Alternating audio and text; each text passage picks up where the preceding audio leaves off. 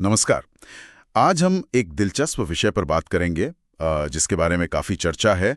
रुपया रैली और मोदी का डिप्लोमैटिक स्प्रिंट। भारत अमेरिका व्यापार समझौते का लोगों पर क्या असर। हमारे पास इस पर कुछ जानकारी है, तो चलिए इसे गहराई से समझने की कोशिश करते हैं। शुरुआत करते हैं रुपया रैली से। ये है क्या? मतलब बाजार में असल में क्या हो रहा है? हाँ बिल्कुल, देखिए रुपया रैली का सीधा सा मतलब है कि भारतीय रुपया ग्लोबल मार्केट में मजबूत हो रहा है। और जो जानकारी है वो बताती है कि ये सिर्फ आप कह सकते हैं भारत अमेरिका व्यापार समझौते की उम्मीद पर ही नहीं टिका है। अच्छा। जी, हाल में जो विदेशी संस्थागत निवेश मतलब FII के आंकड़े आए हैं वो भी काफी सकारात्मक रहे हैं। तो निवेशक एक तरह से भारत की आर्थिक स्थिरता पर भरोसा दिखा रहे हैं। अच्छा, तो ये सिर्फ मतलब अटकलें नहीं हैं, कुछ ठोस आर्थिक वजहें भी हैं इसके पीछे। बिल्कुल। ये भी सवाल ये उठता है कि एक मजबूत रुपया आम आदमी के लिए इसका क्या मतलब है? क्या इससे हमें आपको सही में कोई फर्क पड़ता है? देखिए सैद्धांतिक रूप से तो बिल्कुल फर्क पड़ सकता है। जब रुपया मजबूत होता है तो जो चीजें हम बाहर से मंगाते हैं यानी आयात, वो सस्ता हो जाता है। जैसे कच्चा तेल हो गया, इलेक्ट्रॉनिक्स का सामान है। तो इससे क्या होता है कि महंगाई पर कुछ हद तक लगाम लग सकती है, खासकर पेट्रोल डीजल की कीमतों पर। लेकिन हाँ, ये असर कितना होगा और कब तक दिखेगा, ये कई और बातों पर भी निर्भर करता है।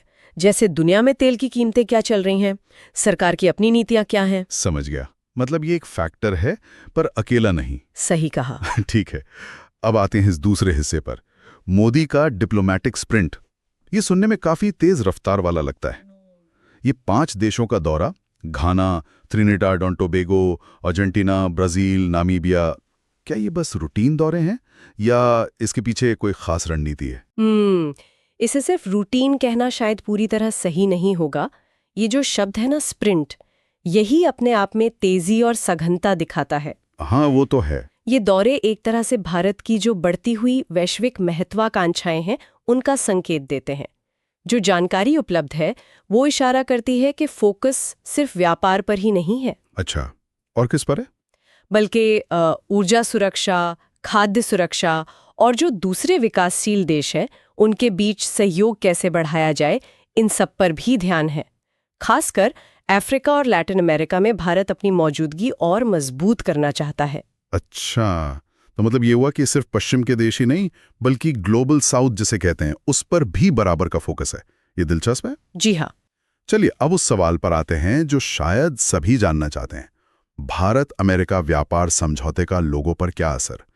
ये हेडलाइन का वो हिस्सा है जो सीधे आम आदमी से जुड़ता है। हाँ बिल्कुल, ये शीर्षक का वो हिस्सा है जो एक तरह से ध्यान खींचता है, लोगों को जोड़ने की कोशिश करता है और ये बताता है कि भाई इस चर्चा में आपके मतलब की बात होने वाली है। सही। जानकारी ये बताती है कि अगर ये समझौता होता है तो इसमें डिजिटल व्यापार, कृषि, फार्मास्यूटिकल्स जैसे मुद्दे काफी अहम हो सकते हैं। और असर उसका क्या? असर की बात करें तो देखिए तस्वीर मिली जुली हो सकती है। एक तरफ कुछ सेक्टर हैं जहां नई नौकरियां बन सकती हैं, उपभोक्ताओं को शायद कुछ अमेरिकी सामान सस्ते मिले। लेकिन कोई दूसरी तरफ भी होगी। हाँ बिल्कुल, वही दूसरी तरफ हमारे कुछ घरेलू उद्योगों को ज्यादा मुकाबले का सामना करना पड़ सकता है। तो फायदे भी हैं और कुछ चुनौतियां भी हो सकती हैं। तो मतलब कोई सीधी हाँ या ना वाली बात नहीं है इसमें। नहीं, अक्सर ऐसे समझौतों में नहीं होती। तो कुल मिलाकर अगर हम देखें तो रुपए की चाल, प्रधानमंत्री के ये दौरे और व्यापार समझौते की ये जो बातें चल रही हैं, ये सब कहीं ना कहीं आपस में जुड़ी हुई हैं। बिल्कुल सही। और इन सब का मिला जुला असर हमारे अर्थव्यवस्था पर और शायद हमारी रोजमर्रा की जिंदगी पर भी पड़ सकता है। आपने बिल्कुल सही संक्षेप किया।